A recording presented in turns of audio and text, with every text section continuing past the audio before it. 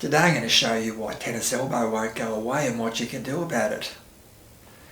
Now if you've had tennis elbow for a while, you'll know that it's described as an overuse injury.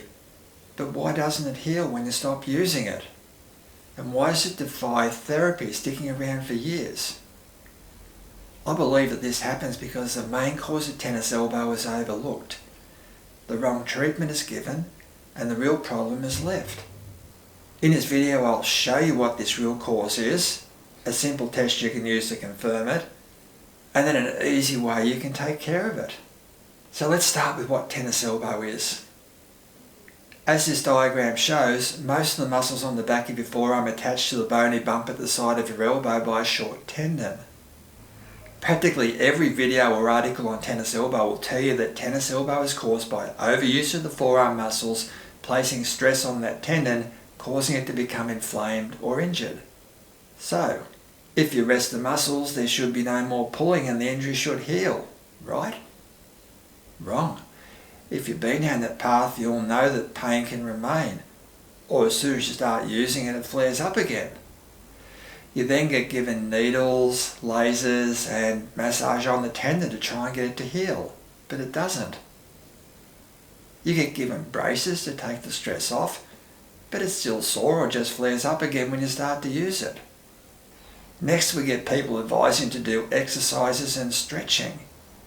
Now you can make an argument that stretching leaves the muscles less tight, taking tension off the injured tendon, but exercises pull on the injured tendon. It makes no sense whatsoever to treat an overuse injury by pulling on it and using it a lot more.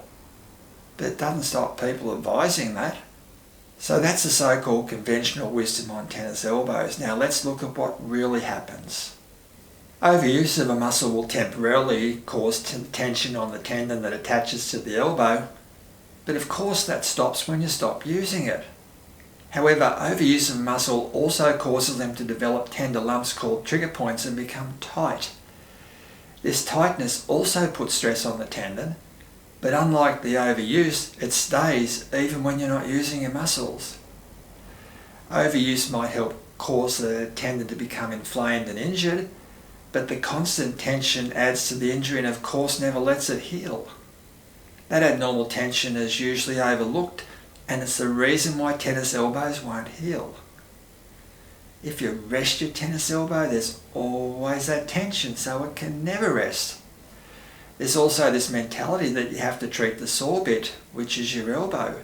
So you end up having needles, lasers and so forth used on the injured tendon, but it's still under abnormal tension, so it's not going to get better and it just risks stirring the problem up. What I'll do now is show you a test you can do to find out if it's abnormal tension in your forearm muscles causing your tennis elbow pain. Now the first step is to find the tender spot at the side of your elbow.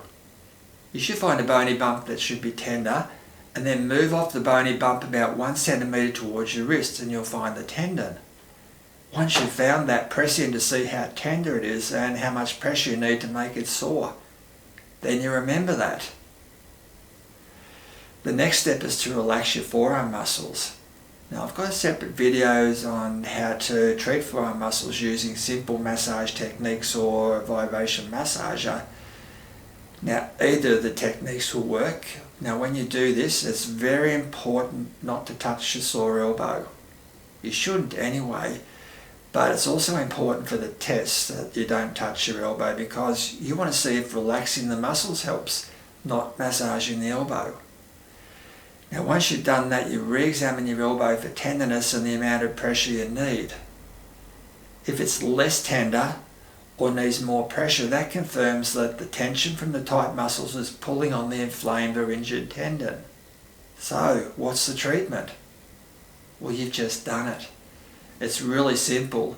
Use either of the forearm muscle treatments to relax and nicely loosen up your muscles.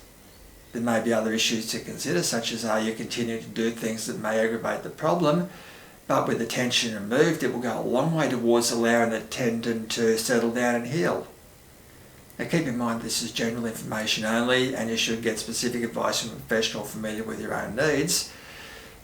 If your problem persists or doesn't quite settle down, discuss it with your professional and let him or her know what you've been doing. It may just need a little bit extra help to settle down.